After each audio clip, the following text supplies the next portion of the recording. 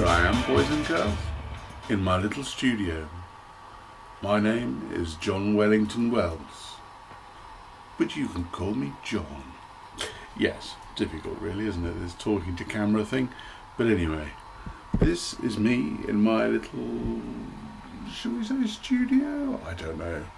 My little music room. This is where I do this sort of thing.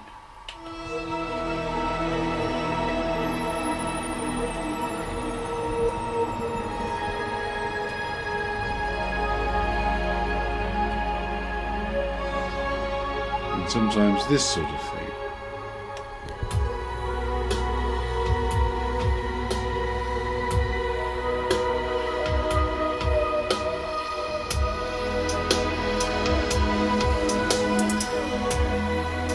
I make electronic music, and I do it in a doorless manner, i.e. I don't use a computer, because when I started making music, computers weren't really a thing. I got my first synthesizer in 1984, I think. Might have been maybe 1985, I can't remember. It was a long time ago, and I've been fascinated ever since. Now, this isn't to say that I don't use computers. I do use computers, and it isn't to say that my name is really John Wellington Wells, although I am John, so you can call me John.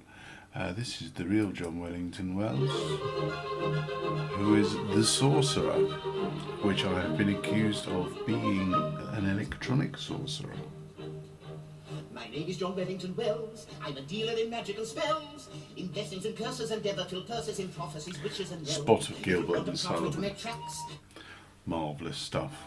A very long time ago I read a piece of very good advice which I'd pass on to you if you make music of any description, which is to finish things. It doesn't matter whether you think they're finished properly, but there's a point where you just have to stop fiddling and say, yeah, that's finished. And the best way to do that is to make finished albums. They don't have to be commercially available, mine aren't, but it's a nice record to put it on a CD or whatever medium you fancy, really.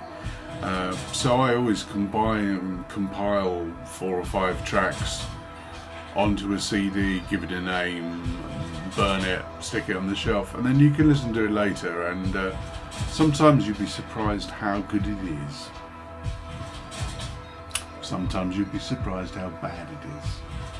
As I've said, I don't use computers to actually create the music, but to say there's no computers involved is it's ridiculous, really, because my main machine for sequencing is the Akai MPC-1.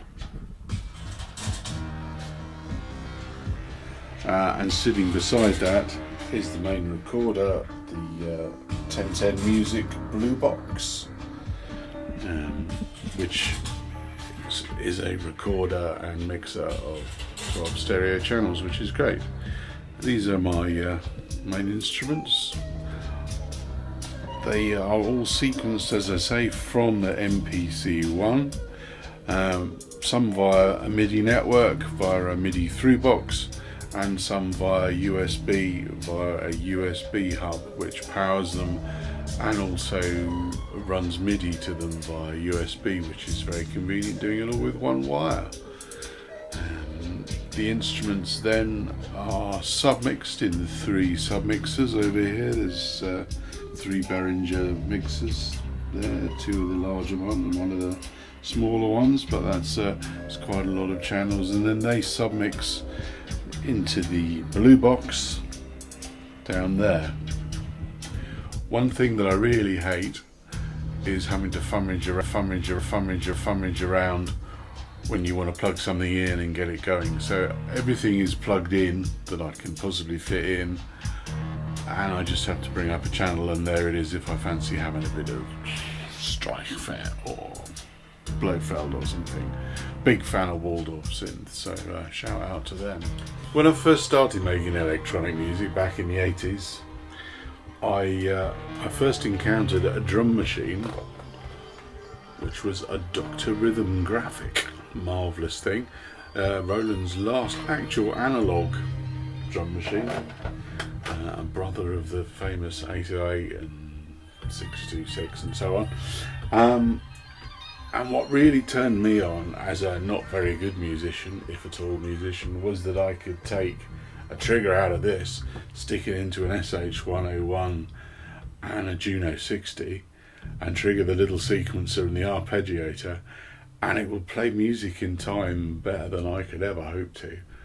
And I remember the first time I did that, it was a life-changing moment, it really was. Why do I work in a doorless manner? It's very trendy at the moment, but I've only ever done it that way. My first sequencer was an Alesis MMT8, which was a great machine and I used for many years. But unfortunately I wore through two of the internal keypad things, and basically the memory wasn't big enough. Once my setup expanded beyond a few keyboards and a drum machine and started having MIDI controlled mixing and things, it just ran out of memory, and it used to have a very amusing but annoying memory full message, which was, "Bummer dude, memory is full." So I moved on to a Yamaha QY700, which is still squirreled away somewhere, which was a very peculiar machine, shall we say. But I got the hang of it, and it was very good. It had two MIDI outs, so it had more room to plug stuff in, and I used that for a long time. And then the real revelation came along, which was Novation's circuit. The circuit changed everything. It's a great little machine. I'm now on the circuit tracks.